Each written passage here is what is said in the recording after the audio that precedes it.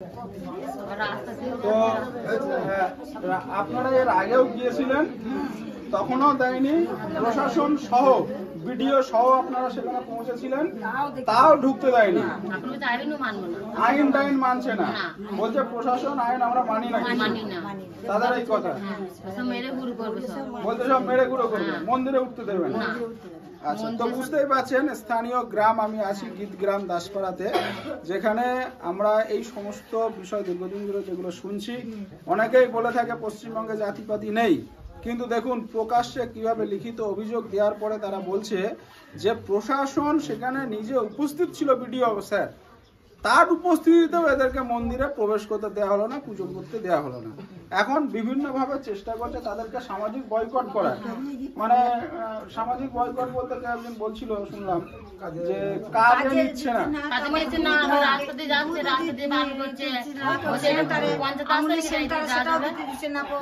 তারপরে আরো সেটা দুধ দিতে দিচ্ছে না, তারপরে ধান কেটে নেবে, জমি ধান কেটে নেবে, তাদেরই জমি করেছিলাম। রাস্তা বন্ধ করে দিচ্ছে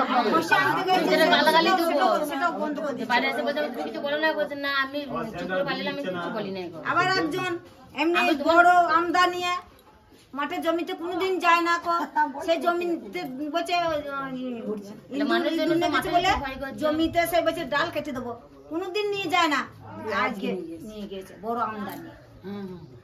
মানে বিভিন্ন ভাবে ভয় দেখানো বলছে এই রাস্তা দিয়ে যাওয়া হবে না, তোমরা শিব মন্দির উঠেছ, শিব মন্দিরে তোমরা উঠেছ, তোমাদের অধিকার আছে শিব মন্দিরে।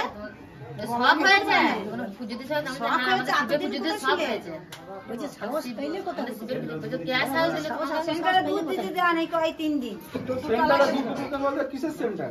আমুল আমুল দুধ। আচ্ছা, এখানে মানে দুধ চাই যাদের বাড়িতে গরু আছে, আমাদেরই আছে, আপনাদের গরু দুধ আছে, সেন্টারে জমা দিতে দেয়নি দুধ? না, দেয়নি, কল সাজেছে, সেই দুধ কল সাজেছে। যেদিন এই সন্ধ্যাবেলা, পরশু দিন সন্ধ্যাবেলা সেই দুধ দিতে গেছিলাম, নেয় নেই, আমাদের ভাই সাহেবদের বাড়িতে গেছিলাম। আপনি কি বলছিলেন? লাইনের টোটো চালাতে দিচ্ছে না, বুঝতে পারছে, লাইনের টোটো চালাতে দিচ্ছে না, মাঠে জমি দিয়ে যেতে দিচ্ছে না, কেউ বলছে রাস্তা দিয়ে যেতে দিচ্ছে না। অর্থাৎ পরিস্থিতি ভয়ঙ্কর রূপ ধারণ করছে আমার মনে হচ্ছে। প্রশাসন সেখানে নিজে উপস্থিত থেকে বিডিও সাহেব সমস্যার সমাধান করতে চেষ্টা করেছে, কিন্তু সেই সমস্যার সমাধান হয়নি।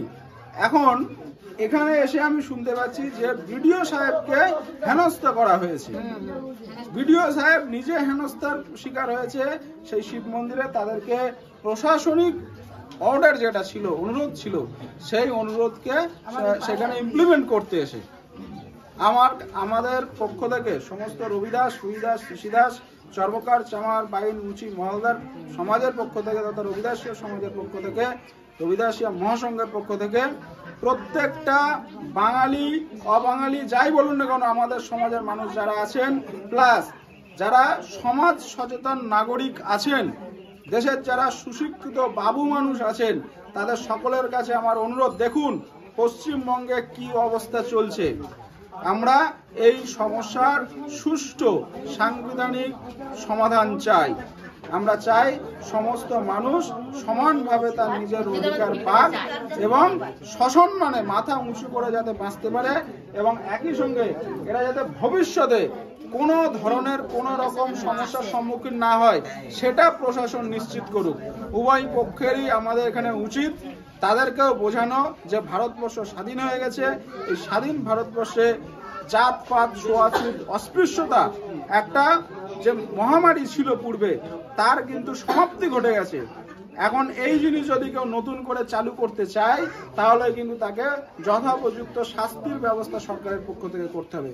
আমরা অলরেডি রবিদাসীয় মহাসংঘের পক্ষ থেকে মাননীয় মুখ্যমন্ত্রীকে চিঠি করেছি, ন্যাশনাল এসসি কমিশনে চিঠি করেছি, আমরা স্টেট কমিশনে চিঠি করেছি, ডিএম সাহেবকে চিঠি করেছি, এসডিওকে আমরা চিঠি করেছি। আমাদের দাবি প্রশাসনের কাছে সম্পূর্ণভাবে তুলে ধরার চেষ্টা করেছি, এই সমস্যার সমাধান অতি দ্রুত করা যাতে হয়, এবং এই সমস্ত মানুষ যে ভয়ে ভীতগ্রস্ত হয়ে জীবনযাপন করছে গ্রামের মধ্যে, তাদেরকে সম্পূর্ণ স্বাধীনতা এবং সম্পূর্ণ সুরক্ষা প্রদান করা হোক।